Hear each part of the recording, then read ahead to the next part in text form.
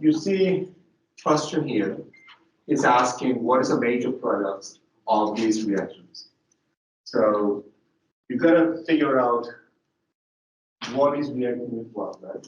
We have an ester, right? We have an ester reacting with an alcohol, and then we treat the strong acid.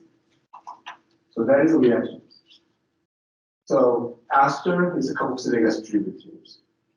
And if you kind of know some reactions, then you might be able to figure out what reaction is. But if you forget everything, that's totally fine. You can work it out. You got to think about what each reagent could do. Ethanol is not going to do anything because it's a bad input line. That's what we've been talking about for a long time. So ethanol is an alcohol. It cannot do anything to this molecule by itself. But with a strong acid, that can change. Because the strong acid is treated with this molecule, where the acid is going to go, that's going to go to protonate the carbonyl, right? We've seen this many times. So even though you don't know what this reaction is, you could figure out what each could do. And then once you have this carbonyl protonated, then you could probably realize that that protonation is going to make these carbonyls easily get attacked by a nucleophile, weak nucleophile, like an ethanol, right? So I wish that you could figure that out. Ethanol makes an attack once it gets protonated. So that happens, then you will have a tetrahedron begins like this. Once you get this part, then you could see that the proton can be transferred to the one place to another place very easy. So this proton may be able to get over here, it can be over there, a lot of different ways it can happen. If you don't know what to do, you can probably process, each possibilities and see where it goes. But it's only 2 other places because if this doesn't go, then this will leave, it's going to go back to side materials, nothing will happen. Only the possibility that this goes here or this goes there. So let's say you get this proton goes that one. Then you're going to have these particular parts sit there as living groups. So this is almost analogous to the Fischer acidification, right? So what happens is this lone pair is going to come in, making a carbonyl, and kicking this alcohol out, that left out as this. And then because of that, means a carbonyl with a proton. The proton goes away. That's why we don't need too much proton in the beginning. We only need a catalytic amount because we use the proton, but we get it back. So proton never consumed by the reaction. That's why you only need the catalytic amount. But anyway, so this basically make the carbonyl back. That carbonyl having a ethoxy as a substituent, that becomes an ethyl ester. And then this part of an alcohol of the initial ester is released out as an alcohol. So this reaction is called trans-esterification reaction, right? One ester becomes another ester. So that is something that you might be able to figure out by the reagent. You start with an ester, you got alcohol, a strong acid, that means it's going to go through the reaction like the Fischer acidification, but you didn't start from the carboxylic acid, you started it with an ester. So that is what you could do, figure out from the reagents. But even though you didn't know that, if you know the mechanism, so that's why the mechanism could help you in case you're in trouble.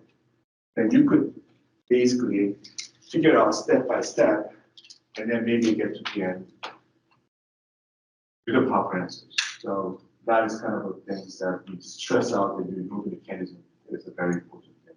And then the same mechanism goes for almost everything in this chapter 21 reactions.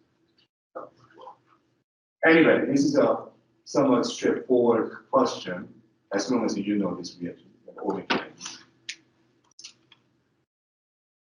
The next one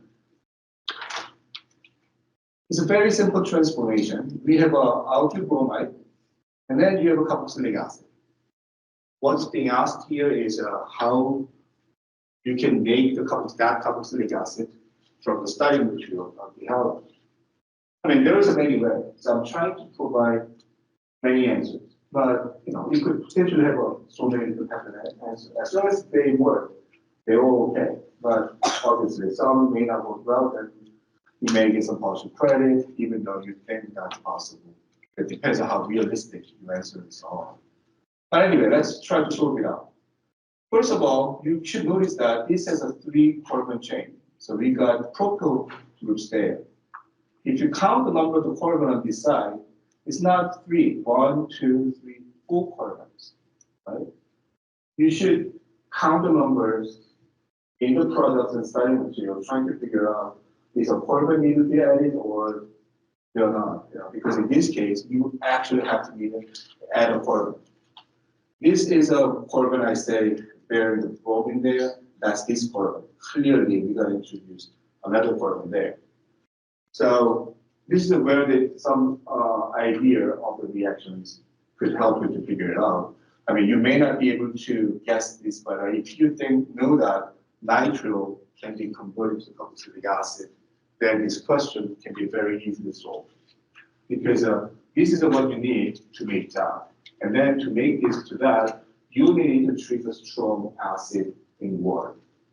Right? How would that go? I mean, how they go, we're going to talk about later. But the thing is now, you need to make this nitrile from this bromide.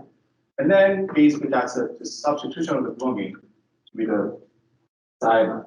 That's an SN2 reaction. So you only need a sodium cyanide as a new profile that makes a reaction, SN2 reactions, then bromine is going to be, you get this.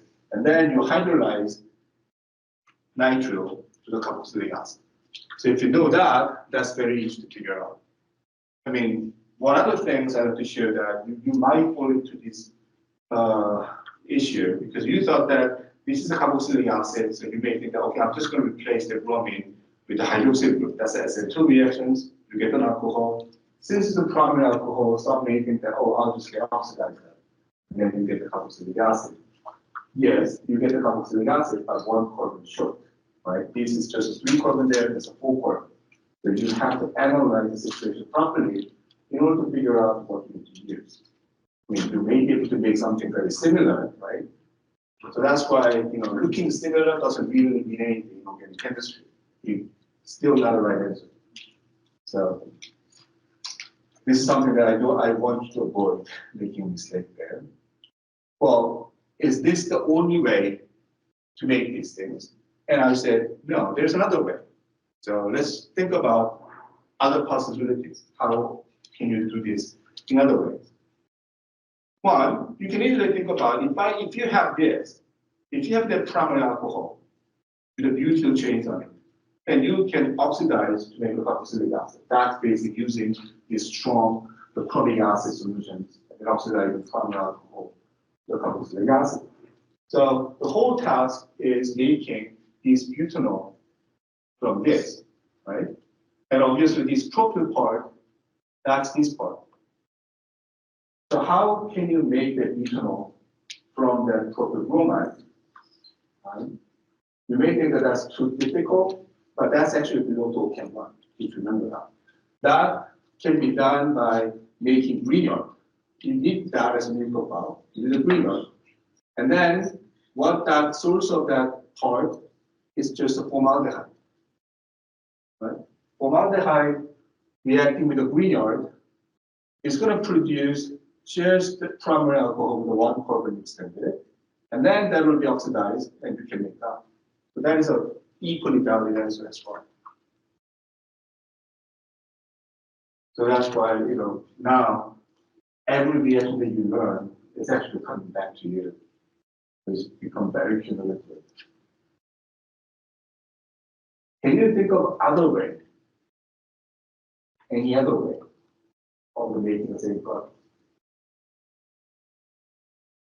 Yeah. 2 carbon? Yeah. I mean, we have a 3 carbon there. If you have a 2, then it would be 5 carbon. Oh no, what I'm saying is 2 chains. There's 2 hydrogens. Substitute 1 and it's going to form an aldehyde. Aldehyde will be. If there's a carbon substitute there, that carbon substitute is going to be hanging, right? Yeah, but MGBR will react twice, right? No, that's an aldehyde. It will react twice with an ester. You're considering that becomes like an ester. I think you're really confused.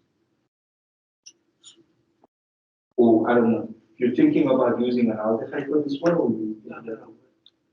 After you react with formaldehyde, it will become an aldehyde. Once it makes a reaction with an aldehyde, that electron pair is going to go up into O minus, which get the proton, then that will be just that. Nothing else. There's a Grignard reagent reacting with an aldehyde reaction in chapter 10. So anyway, that is a provide other answers. But if you know that, if you can use a Grignard, then there's another way to make the carboxylic acid. That is reacting with carbon dioxide. Carbon dioxide, that carbon is electrophilic carbon as well. So Grignard can make a reaction to that, and then this becomes a carboxylic acid. So that's another way. So clearly, there's many different paths available. I mean, some maybe more challenging than the others. I mean, this is only just theory. I mean, if you really want, you can come up with a solution from very easily. I just want to point out that many ways now can be combined together.